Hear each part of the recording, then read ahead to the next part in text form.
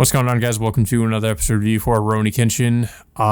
This is, I guess, technically, was it episode, is it 20, Episode 27? Yeah. 27? Yeah, with me as always, I have Loose Yeah. Bay. Yeah, so the episode continues on. It leaves us off. It continues where the last episode left off, in which, Misao is asking about her old squad mates, but Kenshin, of course, refuses to tell her because he was there when most of her old friends were killed during that arc. So he pretty much just literally tries avoiding her for most of that trip, and Misao just is determined to get answers from him. But seeing how determined she is, Kenshin literally does everything possible to try to get away from her, but including literally going into the other side of a cliff. But Misao, determined that she literally just tries to jump over that same cliff before Kenshin catches her from falling down that cliff. Yeah, which I guess made it so that it gained, I guess, a little bit of Misao's trust, that the fact that he saved her from dying, but she still continues to follow Kenshin, and Kenshin he no longer really tries to get away from her. He just I guess somewhat keeps his distance, but at the same time he's I guess removing all these branches in the way, I guess so it's easier for them to travel through the forest. And I guess Misao makes the observation that Kenshin is similar to Aoishi, where he doesn't really want to I guess to show he doesn't really want to show the other side of himself or whatever to people, or he doesn't really let people see his any of his vulnerabilities or something like that.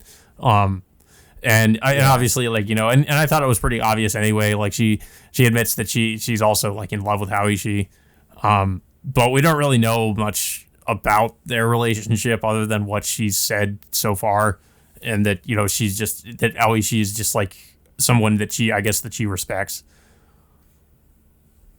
Yeah. So also at the same time, we also see Kenshin's friends on their way to Kyoto as well. I mean, a couple. Well, what was it? What was it? Sanosuke? Sanosuke. Yeah, he's walking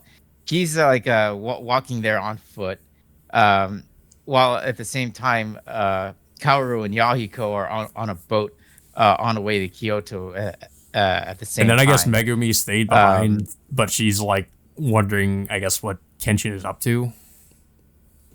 Yeah, she's obviously distracted as to what's happening to Kenshin and everybody else. So it's causing her to to I don't know, kind of screw up things over at work by accidentally setting a guy's head on fire. Yeah. For whatever reason. But yeah, so back with Kenshin and Misao, they come across a man protecting his younger brother, begging Kenshin to save his village. So the young boy comes about, and he finds that he immediately finds that his brother is already dead, which is kind of sad. And then of course soon afterwards, Kenshin goes over to the village alongside the boy and Misao, and then of course Kenshin comes across the boy's parents, which of course the boy ends up screaming out in grief, which pretty much causes Shishio's men to get wind of where they are. Because we find that their bodies have just been hung in the middle of the village. It was funny because before we started recording, I mentioned that this was I did remember this part from the live action movies. It seemed like not long after Kenshin left in the live action movies, it kind of just sort of just cut to this part, and we didn't really get all that stuff with him interacting with Misao. He just comes across this village, and it was interesting to see that there was a lot more there. Yeah, and then soon afterwards, Shishio's men end up surrounding Kenshin. Well, of course, like pretty much like explaining like why they took over the village and such, and this of course prompts Kenshin to pretty much I guess in response to what they did to the villagers, he pretty much starts wailing on them. Well, it cuts away before he does anything. Yeah, but then at the same time, what was it? Misao and the boy were about to be attacked by one of Shishio's men, but then soon afterwards, he gets killed by Saito arriving. Pretty much wondering why Kenshin is stopping by the village, like in the middle of nowhere. Yeah, and like why he's not heading straight for Kyoto. But I'm also wondering like how and why Saito is is over there all of a sudden. Or maybe he's just keeping tabs on Kenshin the entire time. Yeah, I guess somehow he was. I don't know. I guess he'd been following Kenshin the whole time somehow. Yeah, probably. But yeah, I mean, I do remember what happens after this. So, at least in the live action movies, I did like the episode. It seemed like at the of course at the end of the episode things got really interesting once he comes across this village, and then of course we find out that Shishio had taken the village over. So yeah, I mean, I thought I think things are definitely getting a lot more interesting. Of course, there's not really a lot going on with Kenshin's friends. We just kind of cut back to them, I guess, making their way over to Kyoto. Of course, it's just a lot more interesting what's going on with Kenshin himself. But it is a little bit weird. It's just that we're just, I mean, I know why we're doing it. To keep cutting back to what's going on with Kenshin's friends, and sometimes it's not really that. It doesn't really seem like it's that important. Like, Sanosuke, for instance, he was just like punching down trees, and then I guess he's decided he's going to start heading over to Kyoto. But yeah, I mean, I guess it didn't feel like 100% necessary, but yeah, I mean, I'm interested to see how they're going to handle the next, what's going to happen next in the next episode, because obviously I'm going off of what I've seen in the live action movies, and I know what's about to happen. So I think the next episode is going to be, one of the best, at least so far, from what we've seen this season. If it's going to happen the same way it does in the movie, because that's without spoiling too much, that's when we're going to, I guess, get the proper, somewhat of a proper confrontation. Well, not really confrontation between Kenshin and Shishio, but one of his right hand men, which was a pretty good. I think there was a fight scene at that point. Yeah, there was a major. Yeah, so I'm wondering how the anime is going to handle that.